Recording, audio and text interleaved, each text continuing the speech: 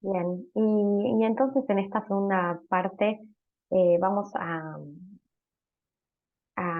profundizar, ¿sí? O abrir, empezar a abrir lo que después también en los materiales se profundiza, que es en relación al trabajo con los contenidos propios, el trabajo propiamente didáctico del docente en la tarea de la definición, la selección, la secuenciación de los contenidos.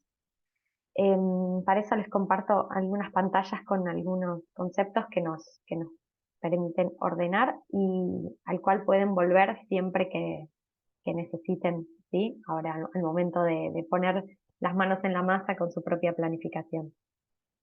Lo primero es entender en la concepción didáctica eh, más tradicional qué son los contenidos, ¿no? Y uno en la propuesta curricular, ¿sí? De las propuestas de enseñanza, hace o sea, tiene delante una organización inicial que sería el currículum en cualquiera de los niveles de educación. Y si fuera en un programa de investigación, ese programa sería el currículum, ¿no? Eh, y entonces, a través de ese currículum, ese conocimiento se organiza en asignaturas, ¿no?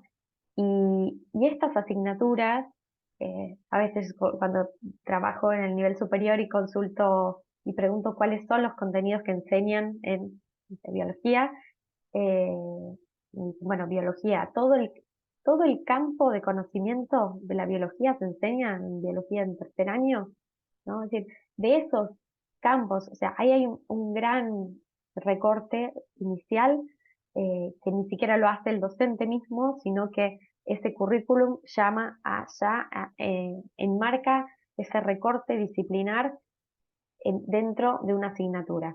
Entonces, el contenido ya de por sí es ese resultado, como dice ahí, de recorte, de selección, recorte, secuenciación y estructuración de una forma de presentar un determinado conocimiento que corresponde a un campo disciplinar siempre mucho más amplio.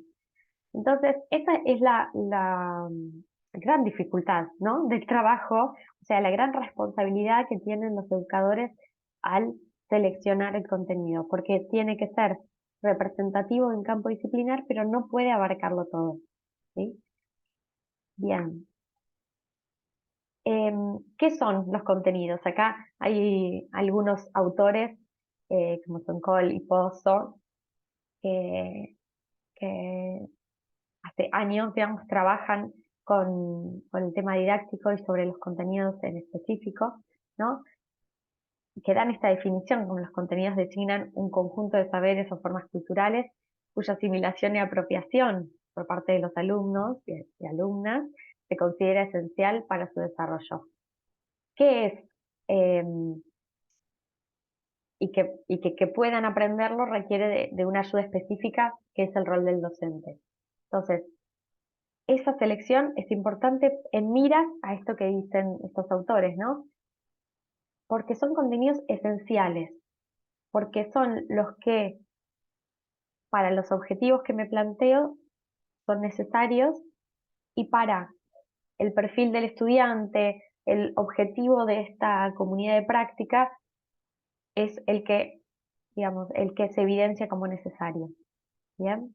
Entonces, claramente nos enseña todo, pero hay dos como grandes núcleos que decimos son necesarios, ¿no? Primero, los que, según el perfil, si hablamos de educación formal, son los contenidos socialmente valorados, los que están especificados en el currículum, ¿no?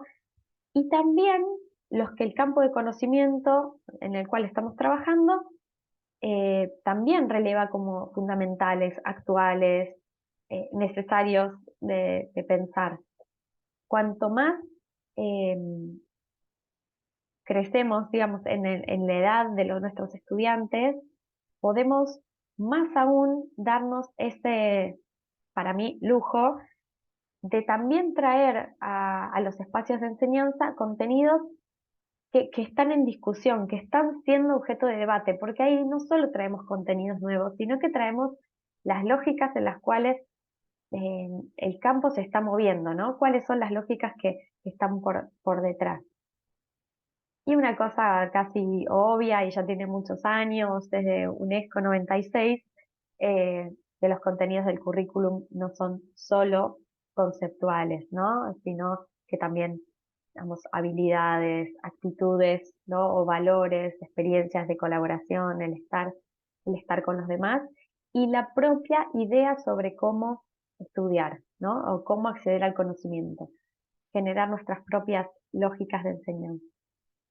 Entonces, esto es otra vez un poco lo mismo, sabemos que es de todo, pero aquí están las tres eh, acciones propias de quien enseña o quien promueve esos espacios de intercambio que no podemos delegar, y son la selección, la secuenciación y la organización.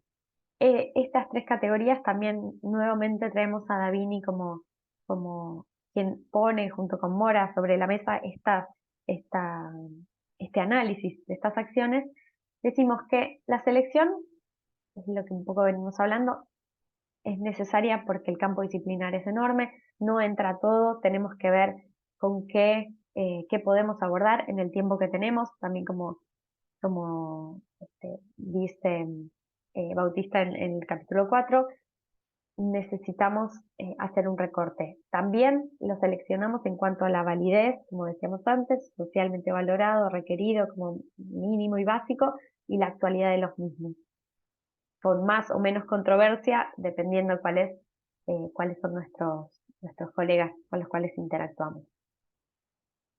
Eh, Conociendo también el nivel de conocimientos previos que tienen nuestros estudiantes al momento de tomar este espacio, de compartir el espacio virtual que vamos a preparar y obviamente con el tiempo que tenemos.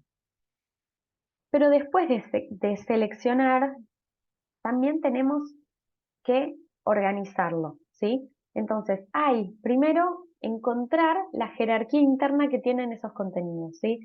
Puede ser que definamos ejes, puede ser que definamos unidades, núcleos temáticos que son de por sí como una unidad, por eso toman ese nombre. Las unidades tienen esa característica de tener un núcleo de sentido. En cambio, los ejes suelen ser más abiertos. Los ejes nos permiten plantear nuestra asignatura así. Tiene que ver con, por ejemplo, problemas, por ejemplo, preguntas, ¿sí? Que van habilitando el desarrollo de los contenidos, pero que se van entrelazando con los demás. En general, las unidades, si bien pueden ser progresivas, o sea, que yo tengo una unidad 1, la 2 supone la 1, ¿sí? Y así, en sí cierran, ¿sí? En sí mismas. Entonces, hay un proceso de organización que tiene que ver con esta definición de la jerarquía interna, definir cómo cómo van a dialogar estos contenidos, y después la secuenciación, ¿sí? Sí, una vez que yo organicé cuáles son los contenidos centrales, cuáles dependen de estos otros, cómo los presento, también es otra decisión. ¿Voy a ser lineal progresiva? ¿Va a ser desde lo más general a lo más específico? ¿O invertimos y traemos un caso muy puntual específico en lo cual nos pueda permitir, más en una lógica deductiva, ir hacia los contenidos centrales más, sí, contenidos más conceptuales, justamente, ¿no? Desligados de lo concreto, por ejemplo, de un caso, ¿no? Entonces, puede ser abierta. Esto también, volvemos a lo específico de los entornos virtuales. ¿Podemos hacer recorridos paralelos? ¿Podemos hacer tres caminos y que cada uno vaya eligiendo cómo ir? Vuelvo a la realidad que nos convoca con los entornos virtuales. Nosotros podemos configurar incluso que las actividades, una vez que hagas esto, se habilita la siguiente y así, en una lógica más lineal. Pero también podemos habilitar eh, caminos diferentes. Una vez con un colega propusimos que podían navegar la propuesta desde una organización más tradicional o ir desde presentaciones como que iban eligiendo el camino y cuando elegían el camino los llevaba a una actividad. Es quizás para personas que que tienen una lógica de investigación, ¿no? Si donde nos interesa algo, profundizamos, ¿sí? Y después podemos recuperar esos contenidos, o no hay una, si los contenidos lo permiten, ¿no? No hay una organización necesariamente lineal. Entonces, estas son nuestras, estas claves que queremos dar en esta semana para poder definir. Y retomo lo que en el video de los objetivos también presentaban, ¿no? Esta necesidad de que todos los componentes didácticos tengan una relación clara entre sí, ¿sí? Una coherencia y a la vez una flexibilidad que nos permita trabajar con ellos. Bueno, espero que les sirva estas ideas compartidas. Los invitamos a las lecturas de esta semana y nos volvemos a encontrar seguramente en el feedback de las actividades. Un abrazo.